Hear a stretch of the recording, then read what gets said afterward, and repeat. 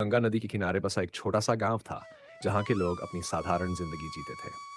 इस गांव में एक विधवा स्त्री वसुंधरा अपने बेटे शिवम के साथ रहती थी। वसुंधरा के चेहरे पर जीवन की हर कठिनाई का गहरा निशान था। उसका पति एक युद्ध में वीरगति को प्राप्त हुआ था और तब से वसुंधरा और उसका बेटा समाज की उपेक्षा का शिकार थे। गांव के लोग हमेशा उसे निगाहों से तौलते और गुपचुप चर्चा करते रहते थे, लेकिन वसुंधरा ने कभी इन बातों की परवाह नहीं की। वह सिर्फ अपने बेटे की देखभाल करती थी, जिससे उसका प्यार और बलिदान साफ दिखता था। एक दिन शिवम की तबीयत अचानक बिगड़ गई। वह लगातार बुखार में जलता और कमजोर होता जा रहा था। वसुंधरा ने उसे कई वैद्यों के पास भेजा, लेकिन कोई भी इलाज कारगर नहीं हुआ। किसी ने यह नहीं बताया कि उसके बेटे को किस प्रकार की बीमारी है। वह दिन ब दिन परेशान होती जा रही थी। एक रात जब वह शिवम को लेकर जागी थी और उसकी हालत देखकर फफक पड़ी, तभी गांव के एक वृद्ध ने उसे एक सुझाव दिया। ऋषि विभांडक के पास जाओ। वह तपस्वी और महान ज्ञानी है। उन्होंने कई लोगों की जान बचाई है। वसुंधरा ने समझा कि यही अंतिम रास्ता हो सकता है। वह अगले ही दिन अपने बेटे को लेकर ऋषि विभांडक के आश्रम की ओर चल पड़ी। भाग 2। ऋषि विभांडक का रहस्य। ऋषि विभांडक का आश्रम गांव से बहुत दूर स्थित था, जंगल के बीचों बीच। जब वसुंधरा और शिवम वहां पहुंचे तो ऋषि विभांडक अपनी साधना में लीन थे। उनकी आंखें बंद थीं और वह गहरी ध्यान में मगन थे। वसुंधरा ने उनके पास पहुंचकर साहसिकता से कहा, महोदय, मेरे बेटे को बचाइए। वह बुरी तरह बीमार है और मुझे किसी तरह की मदद की आवश्यकता है। ऋषि विभांडक ने अपनी आंखें खोलीं और शिवम को देखा। वह कुछ क्षण चुप रहे, जैसे वह शिवम के भीतर की गहराई को देख रहे हों। फिर उन्होंने कहा, यह बच्चा किसी सामान्य बीमारी से पीड़ित नहीं है। वह एक अभिशाप का शिकार है। इसके जीवन को बचाने के लिए तुम्हें एक गहरी तपस्या करनी होगी। तुम्हारी सहायता से इसका उद्धार संभव है। वसुंधरा ने घबराते हुए पूछा, क्या आपको यह नहीं लगता कि मेरी अवस्था पहले ही बहुत कठिन है?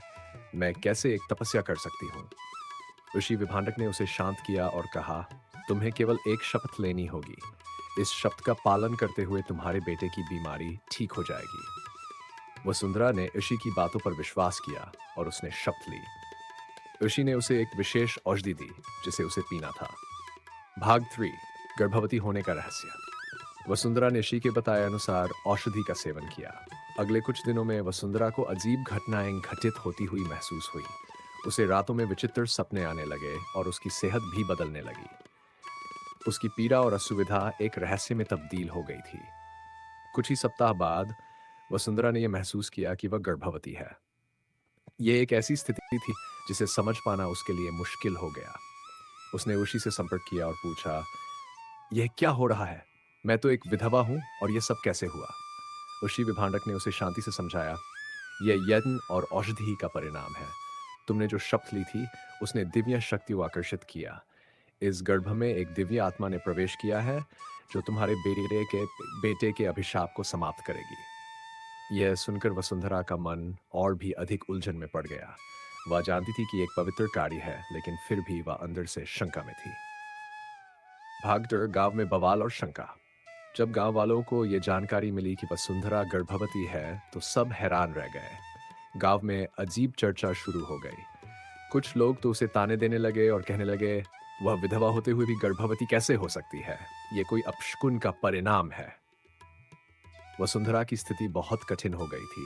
वह पहले ही एक विधवा थी और अब उस पर यह भी आरोप लगने लगे थे। लेकिन उसने कभी अपने फैसले पर पछतावा नहीं किया। वह जानती थी कि ऋषि ने जो कुछ भी किया है, वह उसके बेटे के भले के लिए था। भाग 5। सत्य का खुलासा। समय के साथ वसुंधरा का गर्भ बढ़ने लगा। गांव में उसकी स्थिति और भी खराब हो गई। लोग उसे ताने देने और अपमानित करने लगे, लेकिन वह चुप रही। एक दिन जब वसुंधरा का समय निकट था, उसने ऋषि विभांडक से मिलने का निर्णय लिया। ऋषि से मिलने के बाद वसुंधरा ने उनसे सीधे पूछा, ऋषि, क्या यह सब सच में एक पवित्र कार्य है या आप मेरे साथ धोखा कर रहे हैं? ऋषि विभांडक ने गहरी सांस लेते हुए कहा, तुम्हारे बेटे को बचाने के लिए इस विशेष यज्ञ का आयोजन किया गया था। तुम्हारा गर्भ इस यज्ञ का परिणाम है। यह बालक कोई साधारण बच्चा नहीं है। वह देवताओं के आशीर्वाद से उत्पन्न हुआ है और तुम उसे जन्म देकर एक महान कार्य कर रही हो।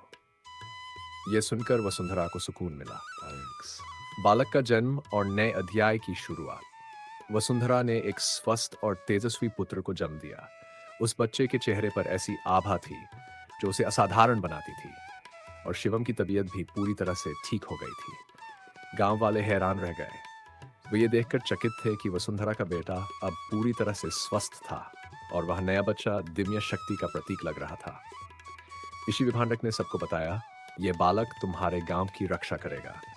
ये केवल तुम्हारा बेटा नहीं, बल्कि दिव्य शक्ति का अवतार है। गांव वाले अब वसुंधरा को आदर की दृष्टि से देखने लगे। उन्होंने उसे क्षमा किया और उसके साथ अच्छे संबंध स्थापित किए।